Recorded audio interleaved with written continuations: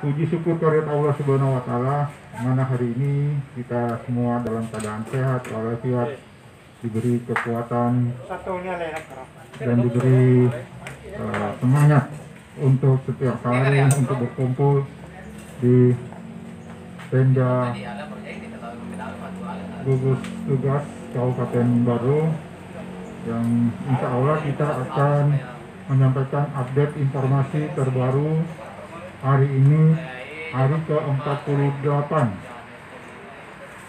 Hari ke-48, kurang lebih sudah 1 bulan 20 hari, hampir 20 hari. Sudah hampir 2 bulan kita bersama-sama di kegiatan ini. Baik teman-teman yang saya hormati, tim sekretariat gugus tugas Kabupaten Baru, saya hormati teman-teman dari civil society dan media ormas yang hadir hari ini. Ya, kita akan menyampaikan perkembangan hari ini dan beberapa isu-isu terkait dengan COVID di Kabupaten Baru yang mungkin teman-teman bisa memberikan informasi atau update informasi dari luar yang perlu di follow up oleh gugus tugas. Untuk tanggal 10 Mei 2020, kalau lihat dari data sepertinya tidak ada yang signifikan, memang ada perubahan. Untuk PT pelaku perjalanan pada tanggal kemarin itu ada malusetasi ada 61, pada hari ini 60, berkurang 1. Topeng Raja 61 kemarin, hari ini 68, bertambah 7. Balusu 53 PT di hari kemarin dan hari ini sama 53. Baru 92 kemarin, hari ini 90, berkurang 2. TRT Rilau 292 kemarin, sekarang menjadi 296, ada 4 kenaikan. TRT Riwaja ada 28, hari ini tetap 28. Hujan Nanting 92 PP, hari ini PP 82, ada penurunan 10. Jadi total PP kemarin itu ada 679 dan pada hari ini ada 677. Jadi ada perkurangan 2. Nah, untuk OTG kemarin malusetasi 1, hari ini tetap 1. Topeng Riaja 1, OTG tetap hari ini 1. Balusu 0, hari ini 0. Baru 7, tetap hari ini 7. TRT Rilau kemarin 0, tetap hari ini 0. TRT Riaja 0, hari ini juga 0. Hujan Nanting 0, hari ini juga 0. Untuk ODP malusetasi kemarin tidak ada, hari ini juga tidak ada. Topeng Riaja tidak ada hari ini dan kemarin juga, hari ini juga tidak ada. Balusu tidak ada. Baru kemarin 7, tetap 7. TRT Rilau 0, hari ini juga tetap 0. TRT Riaja 0. Hujan Nanting 0, tidak ada perubahan, tetap 9. Untuk PDP masuk malusetasi ada 2 PDP. Topeng Riaja 0, Baru 0, Balusu 0, TRT Rilau 0, TRT Riaja 0, Hujan Nanting 0. Jadi untuk PDP tidak ada perubahan hari kemarin dan hari ini. Untuk yang positif. Ini juga sepertinya tidak ada perubahan. Manifestasi masih tetap ya sama yang kemarin. Sekuen Gereja 0, Walusu 0, Baru 0, Tanete Rilau 0, Tanete Riaja 0, Hujananting 0. Jadi untuk hari ini ada 1 orang ODP selesai pemantauan. Jadi secara kesimpulan 1 orang ODP selesai pemantauan yang ada di Kecamatan Tanete Rilau. Ya, baik teman-teman, itulah perkembangan update tanggal 10 data perkembangan COVID-19 Kabupaten Baru. Baik teman-teman, karena jubir tidak ada, saya juga tadi sudah Sekda juga tidak sempat karena tadi habis rapat dengan 7 camat dan 15 kelurahan menindaklanjuti perkembangan datanya kelurahan. Baik, tidak mengurangi rasa hormat kami dari Sekretariat Gugus. Apapun informasi, pertanyaan, arahan atau imbauan dari teman-teman, kami tetap mencatat dan kami akan meneruskan kepada yang pengambil kebijakan. Nah, pada hari ini kita juga sudah membuat outline untuk pengaduan bansos yang tetap nanti di sekretariatnya di gugus tugas.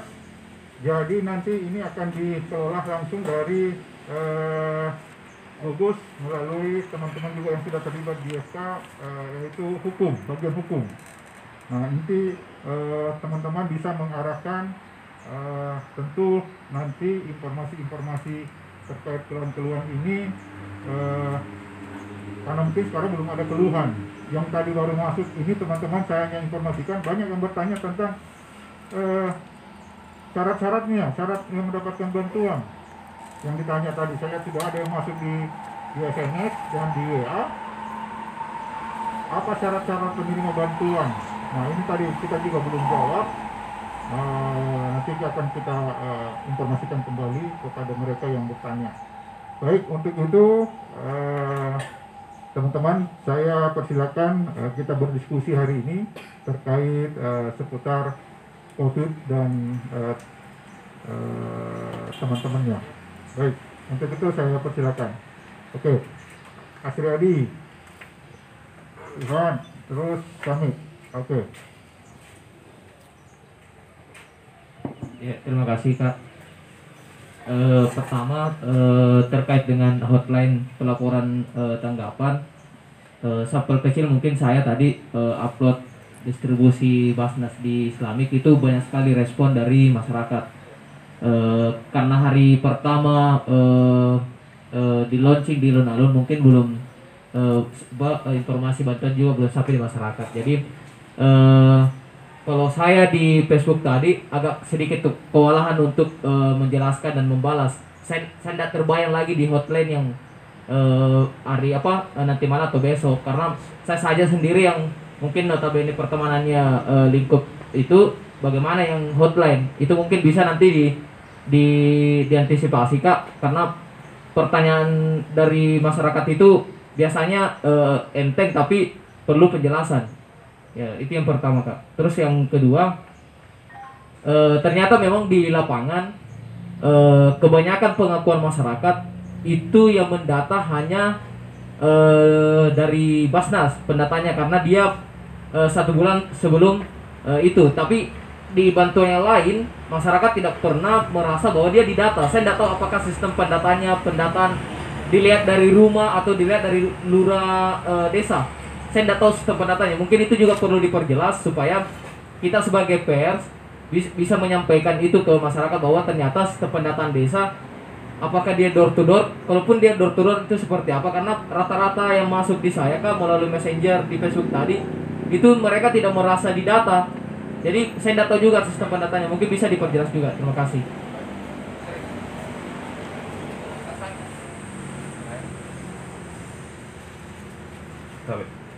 Assalamualaikum warahmatullahi wabarakatuh. Langsung saja Pak. Yang ingin saya sampaikan itu sebenarnya permintaan data Pak. soal bantuan ini karena kita mau publis yang ditempel di masjid-masjid itu, ya kita minta filenya Pak untuk dipublikasikan di media supaya akses informasi bisa terjangkau ke manapun. Kalau bisa hari ini bisa. Kemudian Pak, pertanyaan saya selanjutnya terkait 2 orang tua santri yang sekarang di hotel atau di karantina di hotel di Makassar, itu bagaimana perkembangannya Pak? Apakah keduanya sudah jalani tes swab sampai sekarang, karena kan sudah beberapa hari nih Pak di Makassar? Itu saja, terima kasih. Assalamualaikum warahmatullahi wabarakatuh. Terima kasih. Saya lanjut. Assalamualaikum warahmatullahi wabarakatuh. Saya meneruskan ini supaya masuk di catatan gugus pada hari ini bahwa di posko Mulut 2 itu dia butuh tenda supaya masuk catatan. Nanti di sana itu memang sempit di sana, memang perlu ada satu tenda.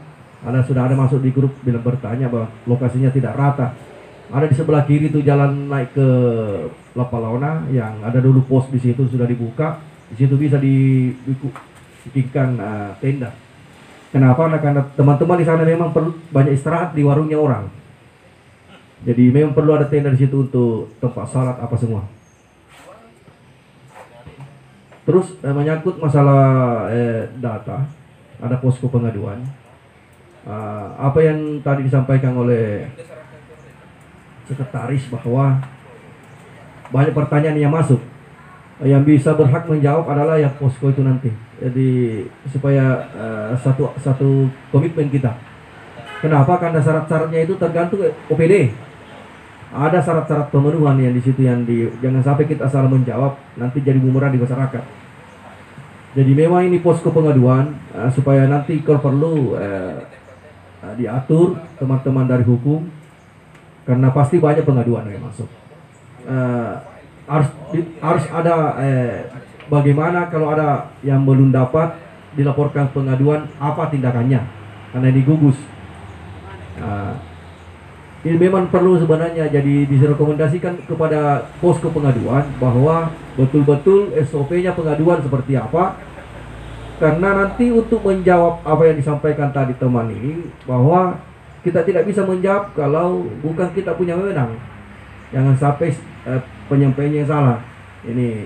Karena ini medsos ini cepat. Jadi betul-betul harus dijawab sesuai dengan apa yang sebenarnya. Menyangkut masalah data memang dibutuhkan karena kita mau ke lapangan. Atas pengaduan mungkin kita mau bandingkan nanti di lapangan bagaimana memang ini. Kalau ada yang salah ya mungkin seperti apa, pasti nanti ada dari pengambil kebijakan kalau ada salah data khusus untuk BLTT yang 3 bulan ini. Saya rasa seperti itu, karena jubir tidak ada, cukup dicatat saja seperti apa nanti bagaimana keputusannya. Terima kasih. Assalamualaikum warahmatullahi wabarakatuh. Baik, terima kasih Pak Hamid. Baik teman-teman, ini ada 3 yang memberikan pertanyaan. Mungkin Pak Hamid lebih kepada arahan, dan mungkin juga ada sedikit pertanyaan tentang mekanisme pengaduan dan yang bertanggung jawab. Oke, baik.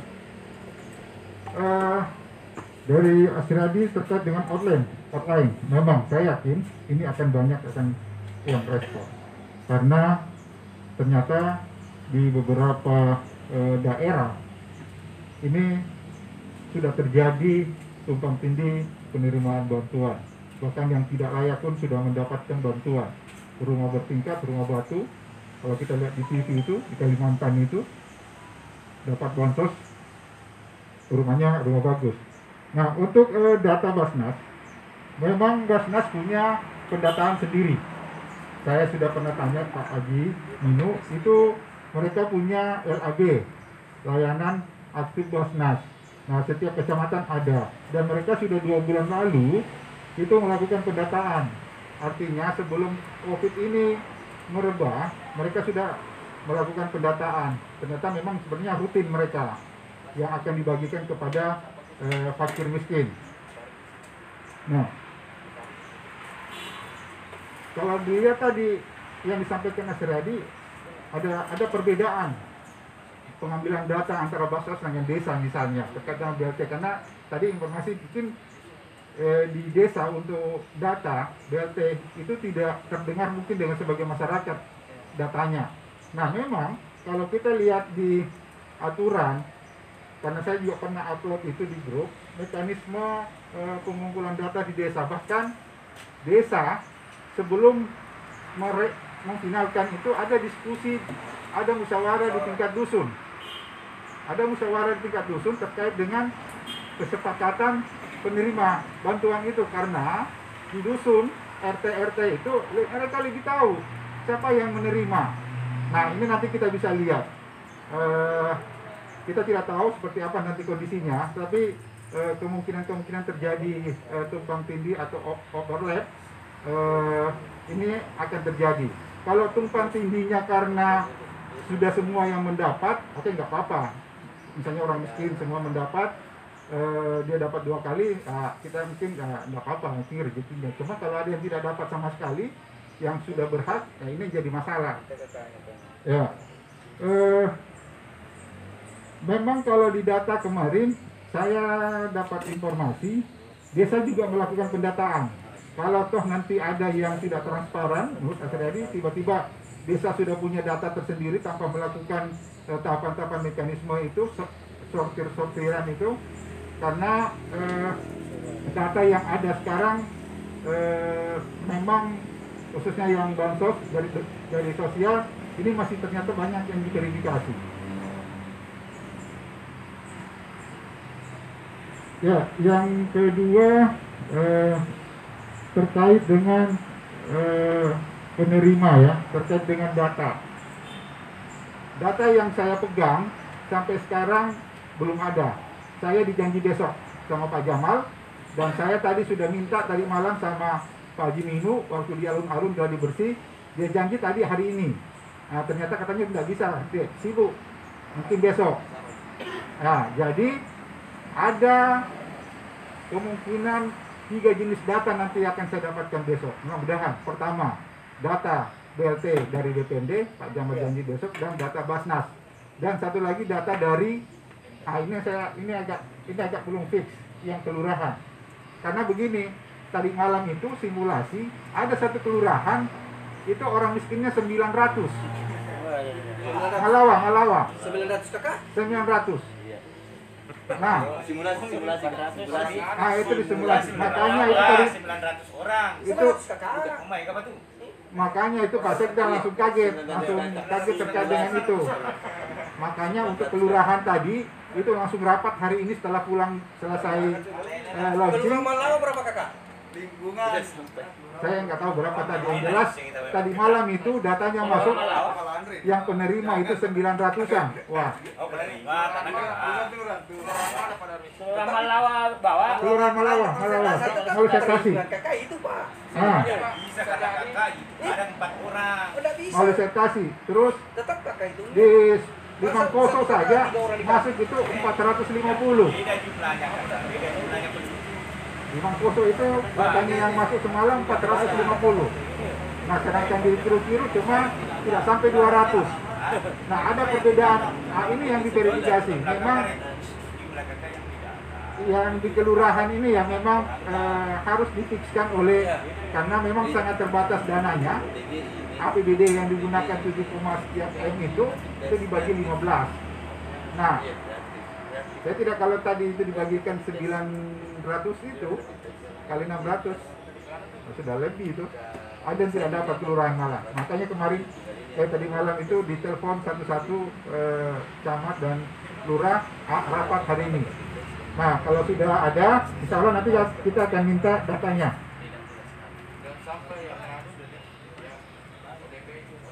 Ya, terkait dengan orang tua santri. Nah, baik, ini kebetulan saya belum dapat jawaban dari Dr. Nikmah. Tapi saya sudah WA tadi jam 12. Nah, saya pasti karena saya juga sendiri punya kepentingan untuk mengetahui itu sejauh mana progres, apakah memang sudah di swab atau belum. atau kalau sudah di swab, kapan kita menunggu hasil swabnya. Nah itu, insya Allah saya akan tanyakan lagi ke Dr. Muhammad terkait dengan orang tua tersebut. Pak Samit, untuk tenda, saya sudah balas.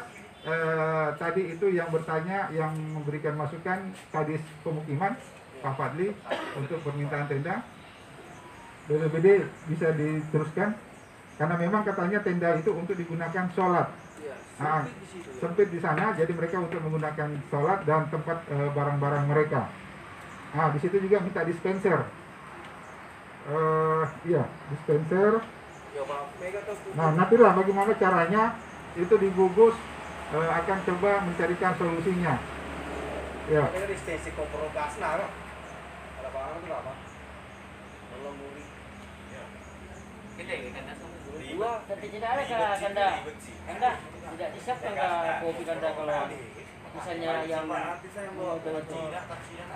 Misalnya asis. Nanti saya bawa Udah nggak dia nggak disiapkan mana? Kopi dalam botol. tendanya di. Tendanya. Iya, Disiapkan kopi dalam Tenda utama. Pak Irfan, tenda bisa nggak satu untuk disuplai ke perbatasan Bulu Dua, tenda untuk mereka pakai sholat, karena tidak ada tempat sholat di sana, sempit. Kita masih punya nggak? Dulu.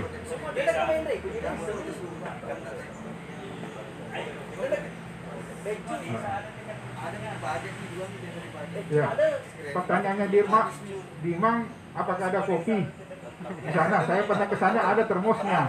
Iya. Ada termosnya pakai Tapi isi kopi. ada di kanda kalau di Bojo yang itu yang teko yang di misteri. Yang di Bojo itu yang tapi kalau kayak di atas mungkin udah cukup kalau itu. Kalau karena aksesnya juga susah. Kita ya saya tanya ini makanya aku ya saya udah cocok untuk kayak teko-teko yang di listrik itu. Anu sisa baganya. Mobil dapur umum tadi itu. Ya gini. Aku ke Bojo gampang ya Pak, mega bola. Pak, aku mobil dapur umum tadi. Senang kita berdua. Mobil dibawa dari mobil foto nih. Biar berintegrasi. Baik,